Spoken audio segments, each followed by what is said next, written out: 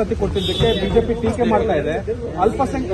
ಹಿಂದುಳಿದವರದು ಮತ್ತು SC/ST ಕಿತ್ತು ಕೊಡ್ತಾ ಇದ್ರೆ ಆರೋಪ ಮಾಡ್ತಾ ಇದ್ದಾರೆ. ನಾವು ಯಾರ್ದು ಕಿತ್ತು ಕೊಡ್ತಾ ಇಲ್ಲ. ಒಂದು ತಮ್ಮೆಲ್ಲರೂ ಕೂಡ ಮಾಹಿತಿ ನಾನು ಕೊಡ್ತಾ ಇದ್ದೀನಿ. ನಾವು ಯಾರು ಕಿತ್ತು ಸಹಚಾರ ವರದಿ ಇತ್ತು.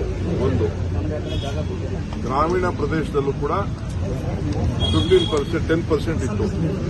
ಗ್ರಾಮೀಣ ಪ್ರದೇಶದಲ್ಲಿ ಜನ ಇಲ್ಲ. ಗ್ರಾಮೀಣ ಪ್ರದೇಶದಲ್ಲಿ ಮುಸ್ಲಿಮ್ಸ್ ಇಲ್ಲ. ಅದು ಲ್ಯಾಪ್ಸ್ ಆಗ್ತಾ ಇದೆ. 10% ಮುಸ್ಲಿಮ್ಸ್ ಲ್ಯಾಪ್ಸ್ ಆಗ್ತದೆ.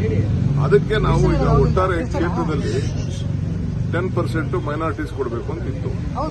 ಸೊ ಗ್ರಾಮೀಣ ಪ್ರದೇಶದಲ್ಲಿ ಇಲ್ಲದೆ ಹೋದಾಗ, ಮುಸ್ಲಿಮ್ಸ್ ಇಲ್ಲದೆ ಹೋದಾಗ ಎಲ್ಲಿ ಕೊಡಬೇಕು? ಲ್ಯಾಪ್ಸ್ ಮಾಡೋಕ್ಕಾಗ್ತದ?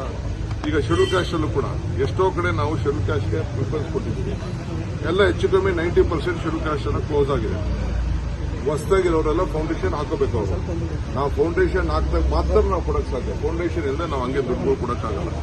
ಆ ದೃಷ್ಟಿಯಿಂದ ನಮ್ಮ ಇದು ಹೌಸಿಂಗ್ ಮಿನಿಸ್ಟ್ರು ಇದನ್ನ ಉಪಯೋಗ ಮಾಡ್ಕೊಳ್ಬೇಕು ಅಂತೇಳಿ ಅರ್ಬನ್ಗೆ ಶಿಫ್ಟ್ ಮಾಡಿದ್ದಾರೆ. ಅಷ್ಟು ಬಿಟ್ರೆ ಬೇರೆ ಏನೋ ನಾವು ಬದಲಾವಣೆ ಮಾಡಿಲ್ಲ. ಏನು ಅವ್ರಿಗೇನೋ 10% ಕೊಡಬೇಕು ಅಂತ ಇದ್ದೀವಿ, 10% ಇಲ್ಲಿಗೆ ಶಿಫ್ಟ್ ಆಗ್ತದೆ, ನಗರಕ್ಕೆ ಶಿಫ್ಟ್ ಆಗ್ತದೆ. ಸೊ ಅದರಿಂದ ನಾನೆಲ್ಲ ಕ್ಯಾಬಿನೆಟ್ ನೋಡ್ನ ನಾನೇ ಬಹಳ ಖುದ್ದಾಗಿ ಪರಿಶೀಲನೆ ಮಾಡಿ ನಾನು ನೋಡಿದ್ದೀನಿ. We are not changing. ಅದನ್ನ ಅವರು ಪಾಪ ರಾಜಕೀಯ ಮಾಡ್ತಾರೆ. ಅವ್ರು ರಾಜಕೀಯ ಮಾಡೋದ್ರು ನಾವೇನು ಮಾಡ ಅಂದ್ರೆ ನಾವು ಲಾಸ್ ಮಾಡ್ಕೊಳ್ಕಾಗ್ತದ? ಈಗ ಶೆಡ್ಯೂಲ್ ಕ್ಯಾಸ್ಟ್ ಕೂಡ ಕೆಲವು ಲಾಸ್ ಮಾಡೋಕ್ಕಾಗಲ್ಲ. ಈಗ ಕೆಲವು ಹಾಸ್ಟೆಲ್ಗಳು ಸೀಟ್ ಇತ್ತು, ನಾವು ರಿಸರ್ವೇಷನ್ ಇಟ್ಟಿದ್ದು. ಶೆಡ್ಯೂಲ್ ಕ್ಯಾಸ್ಟ್ ಎಲ್ಲ ಮುಗಿದೋಯ್ತು. ಅದಕ್ಕೆ ಜನರಲ್ಗೆ ಅವಕಾಶ ಮಾಡಿಕೊಟ್ಟಿದ್ವಿ. ಜನರಲ್ಗೆ OBCಗೆ ಕೆಲವು ಅವಕಾಶ ಮಾಡಿಕೊಟ್ಟಿದ್ವಿ. ಆ ದೃಷ್ಟಿಯಿಂದ ಇದನ್ನು ಮಾಡಿದ್ವಿ ಹೊರತು ನಾವು ಅಪೀಸ್ಮೆಂಟ್ ಅಲ್ಲ. ನಾವು ಎಲ್ಲ ಸರ್ವರಿಗೂ ಸಮಪಾಡು ನಮ್ದು.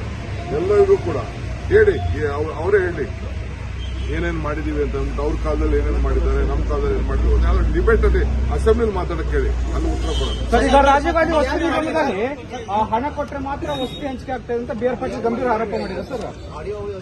ನನಗೆ ಗೊತ್ತಿಲ್ಲಪ್ಪ.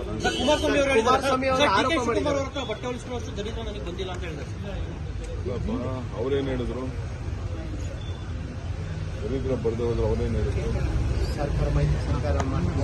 ರೆಡಿ ಅದೇನೋ ಹೇಳಿದ್ರಲ್ಲ, ರೆಡಿ ಮಾಡ್ಕೋತೀವಿ ಅಂತ ಹೇಳ್ತಾ ಇದ್ರಲ್ಲ, ಅದಕ್ಕೆ ಒಂದು ಗಿಫ್ಟ್ ಕೊಡೋಣ ಅಂತ ಹೇಳಿದ್ರು. ಅವ್ರ ಸರ್ಕಾರ ಬರ್ತದ? ಅವ್ರ ಸರ್ಕಾರ ಬರೋದು ಇಲ್ಲ, ಅವ್ರು ಗೆಲ್ಲೋದು ಇಲ್ಲ.